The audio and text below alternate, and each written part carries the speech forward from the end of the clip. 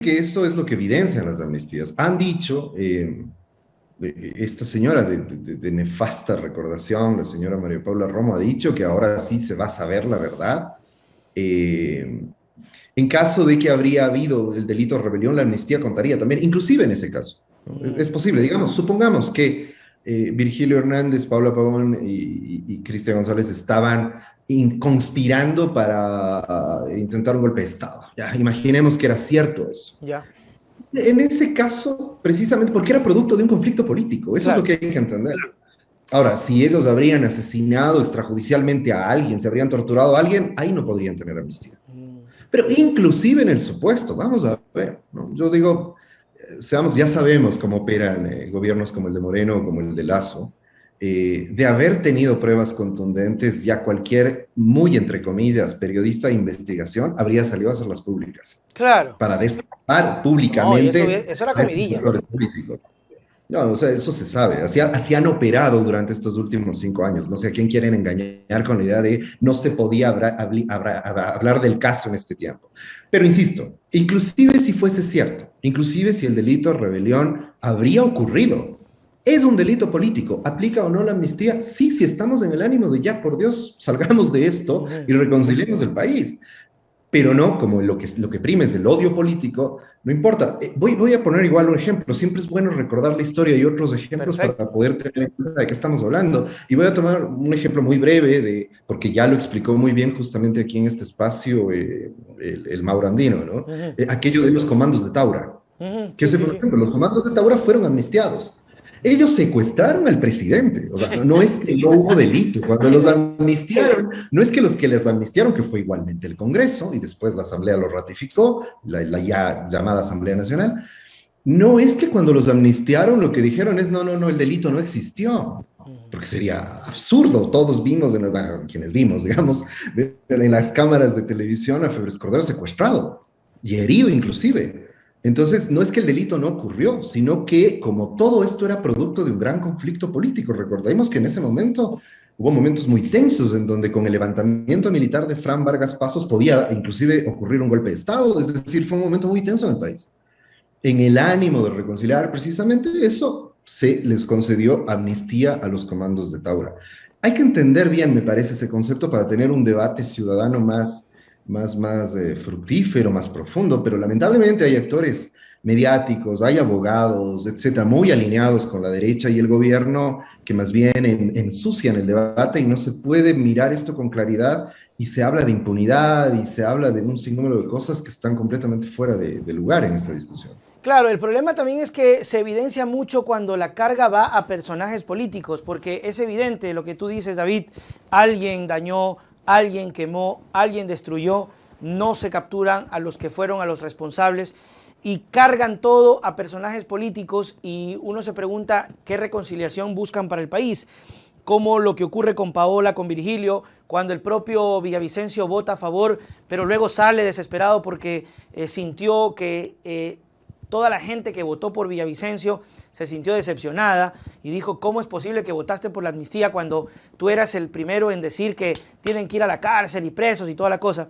Pero él incluso reconoció que había muchos líderes comunitarios indígenas que no se lo merecían, pero que él no votaba por Paola, ni por Virgilio, ni por nadie de ellos, porque sí considera que deben ir.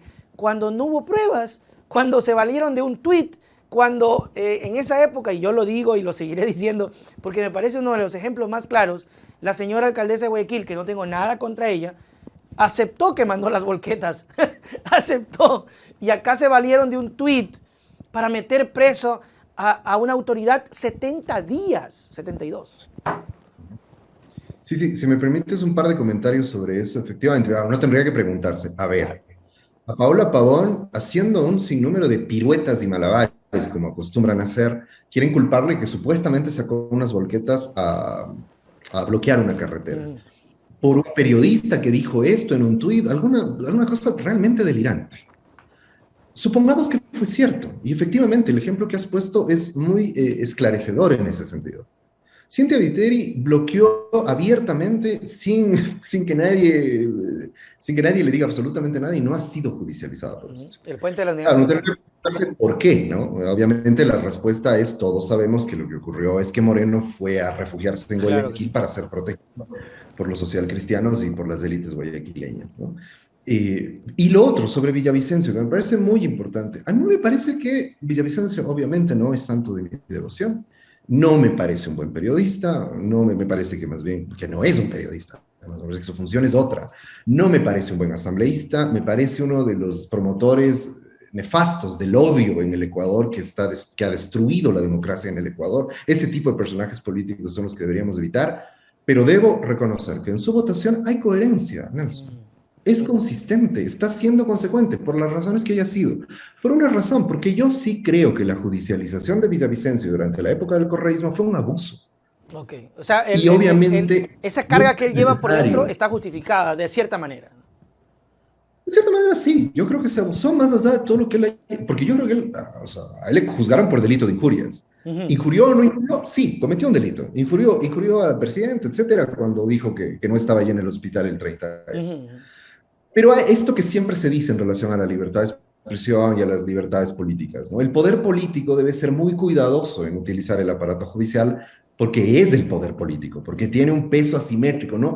No es una demanda, cuando demanda el Estado, no es igual a que yo te demande a vos, Nelson, o Claro, viceversa. Todos somos ciudadanos iguales frente a sí, la ley. Si es el Estado conmigo tiene una relación asimétrica y ahí hay que tener cuidado.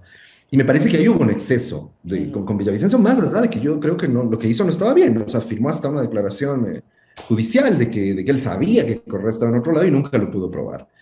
Eh, pero no era justo lo que le hicieron. En esta perspectiva, de que había que preservar más bien el valor de su libertad de expresión, de las libertades democráticas, etcétera.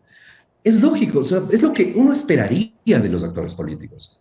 Que si le pasa a otro que está en la otra orilla de mi posición política, pero le pasa algo tan grave como la persecución política, yo me voy a solidarizar.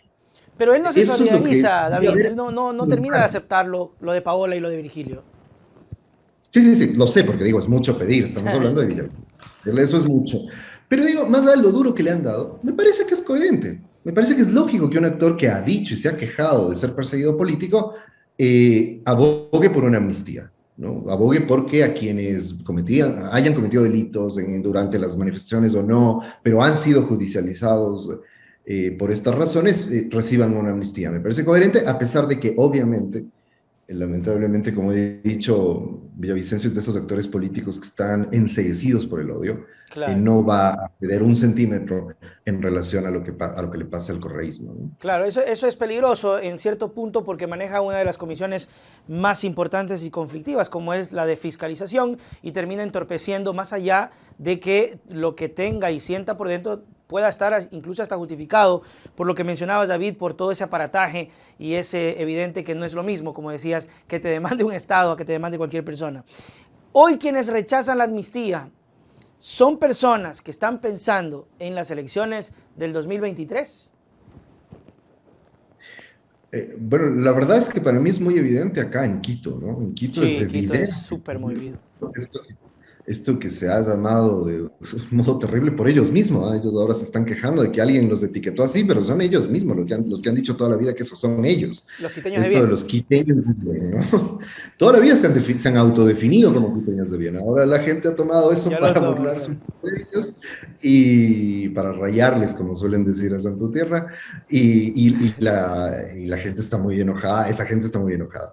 Pero digamos, esos grupos evidentemente han puesto ya las cartas sobre la mesa de que lo que quieren es están empezando más bien Ujú. su campaña electoral para la alcaldía. Es evidente eso, ellos están queriendo posicionar imágenes, están queriendo posicionar ciertas figuras, etcétera, dirigidas a ciertos sectores también, ¿no? Las elecciones seccionales próximas van a ser un medidor de cómo está, en el caso de Quito, cómo está este